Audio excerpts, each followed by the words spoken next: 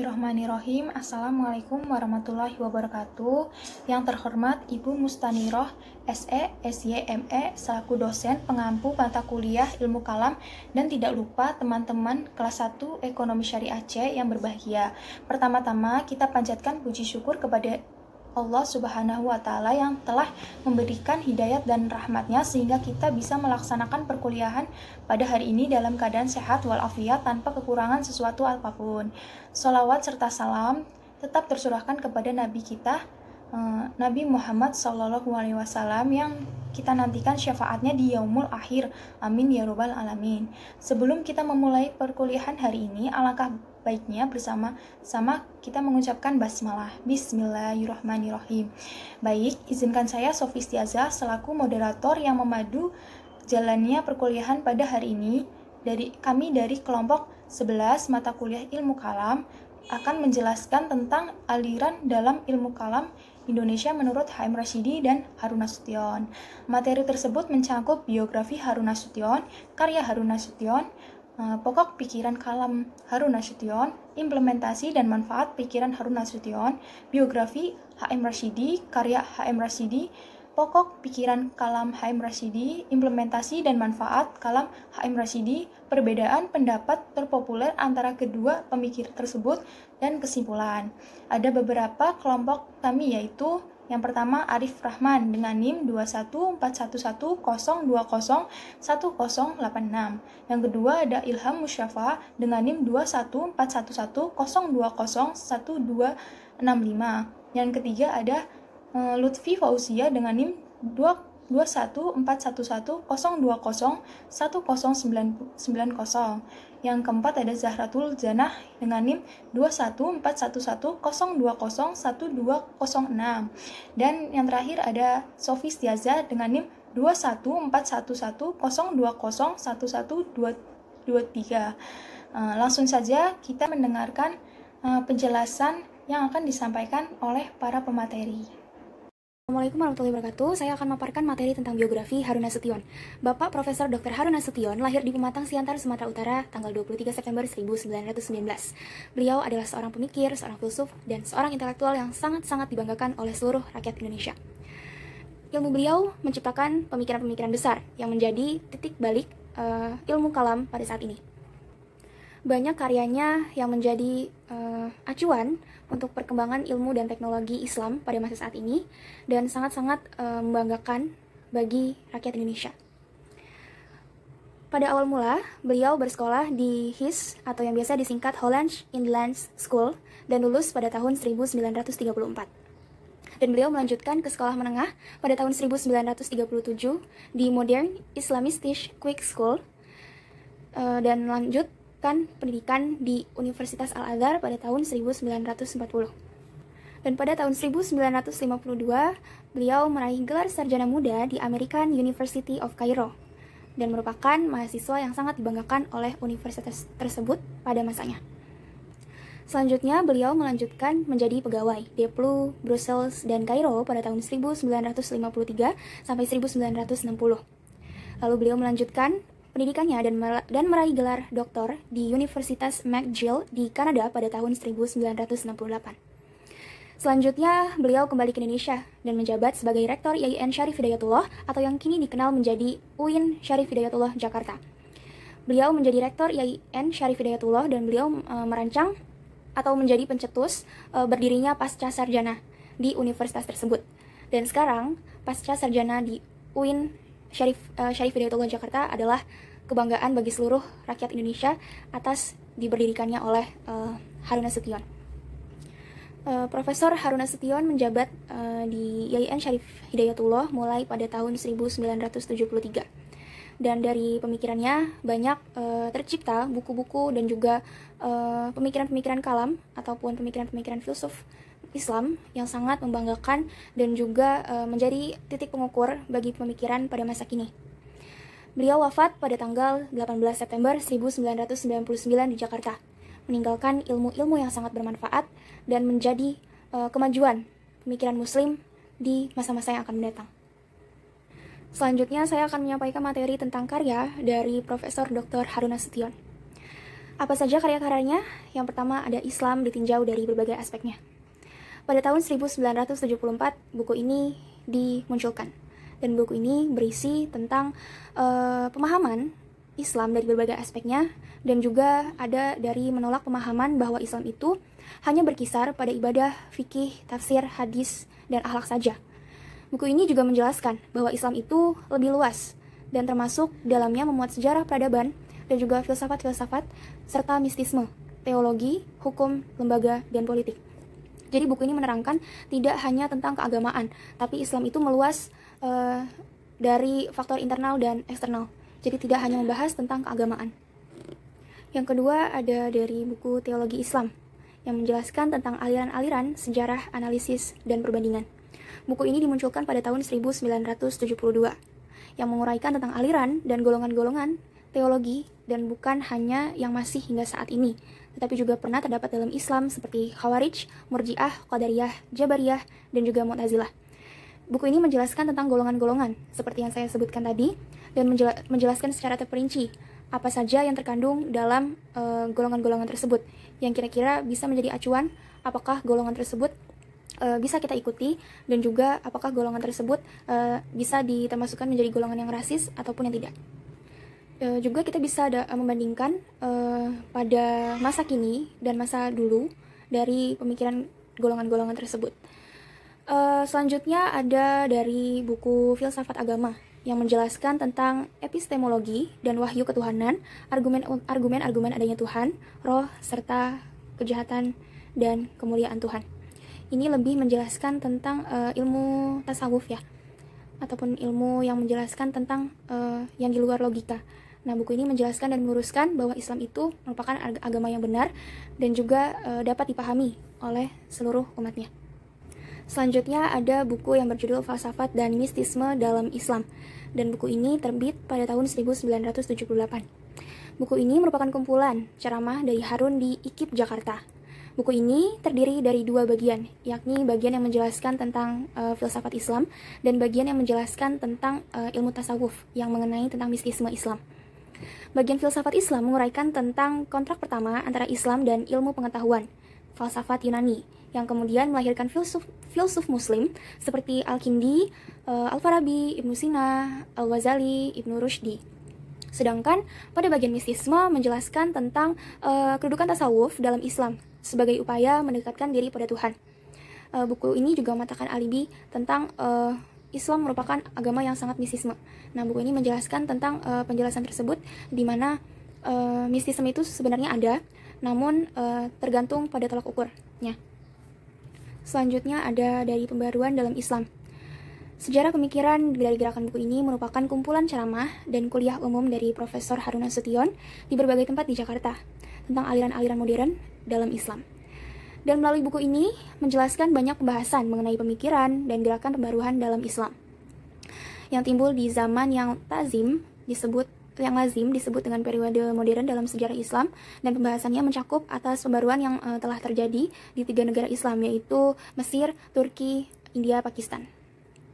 Selanjutnya ada buku Akal dan Wahyu dalam Islam. Melalui buku ini secara tegas Harun Nasution menyimpulkan bahwa dalam ajaran Islam akal mempunyai kedudukan yang tinggi dan juga banyak dipakai. Dalam perkembangan ilmu pengetahuan dan kebudayaan saja, tidak hanya dalam ilmu pengetahuan dan budaya saja, namun juga dalam perkembangan ajaran keagamaan. Misalnya tentang wahyu dan juga akal, dan juga tentang pengajaran atas tunduk kepada Tuhan Yang Maha Esa. Selanjutnya ada buku berjudul Muhammad Abuh dan Teologi Rasional Mu'tazilah. Buku ini berfokus kepada aliran Mu'tazilah yang diambil dari tesis Harun Nasution yang berjudul The Place of Reason in Abuh Theology, Its Impact on His Technological System and View. Buku ini juga berisi tentang riwayat hidup Muhammad Abuh, filsafat wujud, kekuatan akal, dan fungsi wahyu. Buku ini juga menjelaskan tentang fatalisme, sifat-sifat Tuhan, dan perbuatan Tuhan dalam teologi Mu'tazilah, dan bahkan dalam penggunaan kekuatan akal. Muhammad Abuh juga melebihi pemikiran Mu'tazilah. Dan yang terakhir ada buku dari Islam Rasional. Buku ini merekam hampir seluruh pemikiran keislaman dari Harun Nasution sejak tahun 1970 sampai 1994. Menurut Harun Nasution,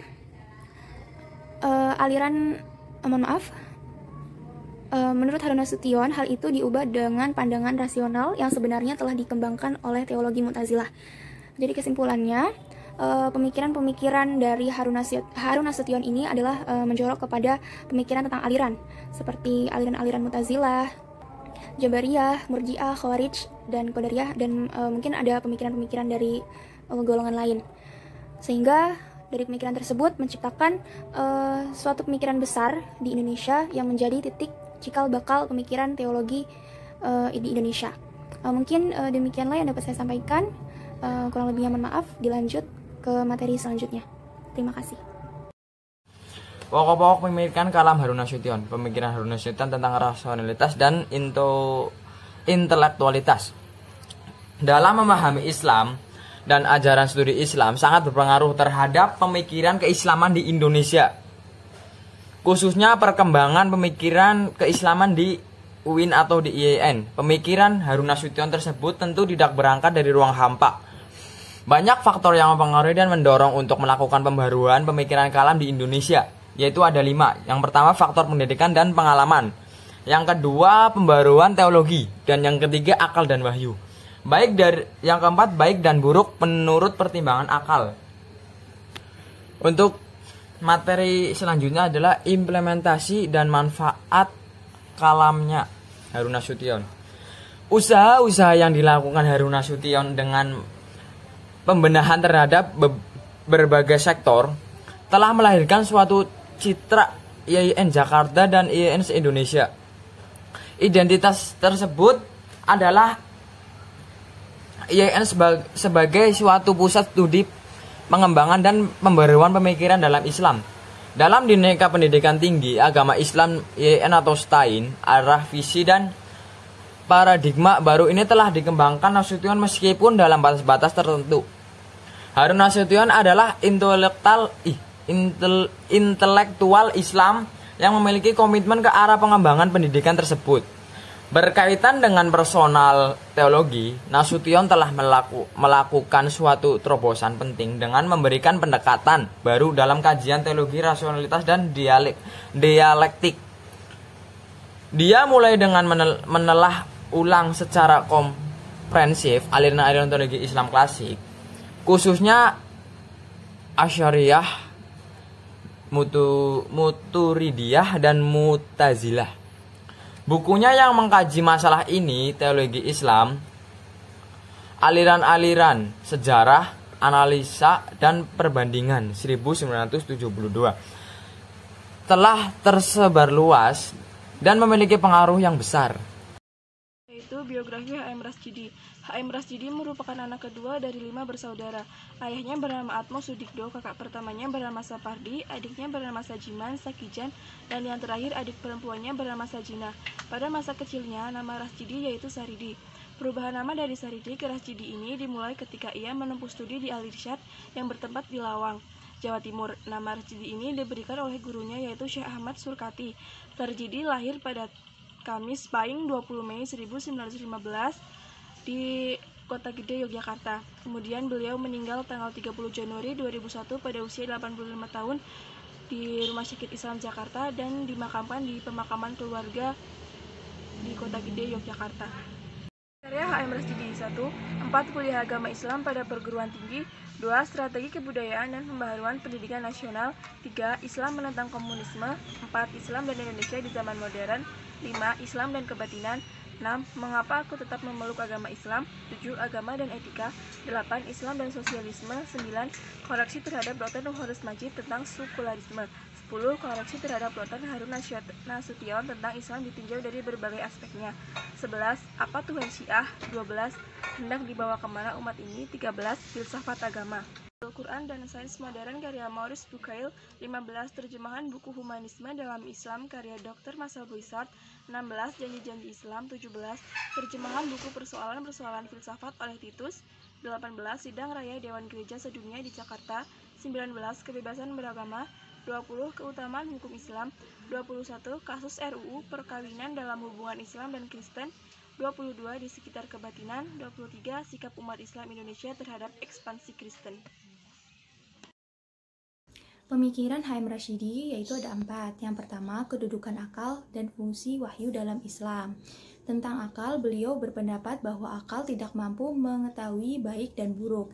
Hal ini dapat dibuktikan dengan munculnya aliran eksistensialisme sebagai reaksi terhadap aliran rasionalisme dalam filsafat barat. Kedua, ada perdebatan ilmu kalam dan teologi. Rashidi menolak pandangan Harun Nasution yang menyamakan pengertian ilmu kalam dan teologi. Untuk itu, Rashidi berkata, ada kesan bahwa ilmu kalam adalah teologi Islam dan teologi adalah ilmu kalam Kristen. Selanjutnya, Rashidi menelusuri sejarah kemunculan teologi. Menurutnya, orang Barat memakai istilah teologi untuk menunjukkan tauhid dan ilmu kalam karena mereka tidak mempunyai istilah lain. Teologi terdiri dari dua perkata, yaitu theo yang artinya Tuhan dan logos yang artinya ilmu. Jadi, pada intinya teologi itu berarti ilmu tentang ketuhanan. Adapun sebab timbulnya teologi dalam Kristen adalah ketuhanan Nabi Isa sebagai salah satu Tritunggal atau Trinitas. Namun kata teologi kemudian mengandung beberapa aspek agama Kristen yang di luar kepercayaan, sehingga teologi Kristen tidak sama dengan tauhid dan ilmu kalam. Yang ketiga yaitu tema-tema ilmu kalam. Tema ilmu kalam Harun Nasution yang dikritik oleh Rashidi adalah deskripsi aliran-aliran kalam yang sudah tidak lagi relevan untuk umat Islam sekarang, khususnya di Indonesia. Untuk itu, Rashidi berpendapat bahwa menonjolnya perbedaan antara Asy'ariyah dan Mu'tazilah sebagaimana yang dilakukan oleh Harun Nasution yang melemahkan iman para mahasiswa. Hakikat iman. Bagian ini merupakan kritikan Rashidi terhadap deskripsi iman yang diberikan Nurcholish Majdid, yakni percaya dan menaruh kepercayaan kepada Tuhan, dan sikap apresiasi kepada Tuhan merupakan inti pengalaman keagamaan seseorang. Sikap ini disebut takwa. Takwa diperkuat dengan kontak dan kontinu dengan Tuhan. Apresiasi ketuhanan menumbuhkan kesadaran ketuhanan yang menyeluruh, sehingga menumbuhkan keadaan bersatunya manusia dengan Tuhan. Menanggapi pernyataan tersebut, Rashidi mengatakan bahwa iman bukan hanya sekedar menuju bersatunya manusia dengan Tuhan, tetapi bisa dilihat dalam dimensi hubungan manusia dengan manusia, yakni hidup dalam masyarakat. Perlu dijelaskan di sini bahwa bersatunya seseorang dengan Tuhan tidak merupakan aspek yang mudah dicapai, mungkin hanya seseorang saja dari sejuta orang. Jadi yang lebih penting dari aspek penyatuan itu adalah kepercayaan, ibadah, dan kemasyarakatan. Selanjutnya ada implementasi dan manfaat kalam H.M. Rashidi. Rashidi merupakan intelektual Indonesia yang paling banyak memperoleh tidak hanya perkenalan, tetapi ramuan-ramuan intelektual dari gudang orientalisme. Dialah yang berpengaruh dalam usaha mengirimkan para lulusan IAIN atau sarjana ke Montreal, Kanada, sehingga banyak yang benar-benar harus berterima kasih kepadanya.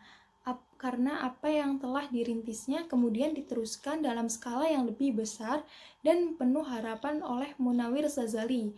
Banyak di antara sarjana muslim Indonesia telah mendapatkan pelatihan intelektual di berbagai universitas barat.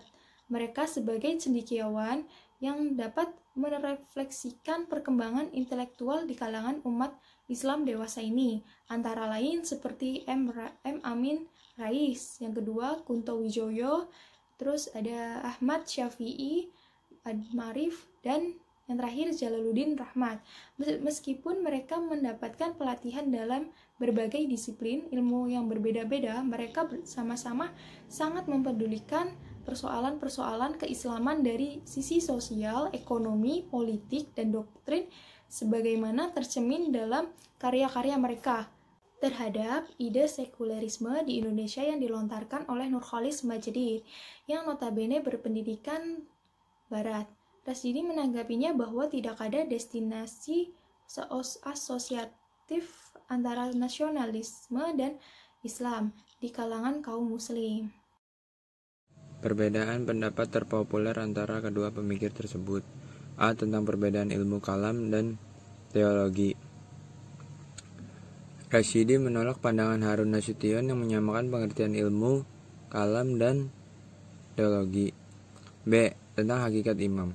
Bagian ini merupakan kritikan Rasidi terhadap deskripsi iman yang diberikan Nurkholis Majid, yakni percaya dan merubah kepercayaan kepada Tuhan, dan sikap apresiatif kepada Tuhan merupakan inti pengalaman keagamaan seseorang. C. Tentang tema-tema ilmu kalam. Salah satu tema ilmu kalam Harun Nasution yang dikritik oleh Rasidi adalah deskripsi aliran-aliran kalam yang sudah tidak relevan lagi dengan kondisi umat Islam sekarang, khususnya di Indonesia. Jadi kesimpulannya, M. Rasidi dan Harun Nasution memiliki pendapat yang berbeda. M. Rasidi mengutamakan iman, sedangkan Harun Nasution mengutamakan akal. Terima kasih.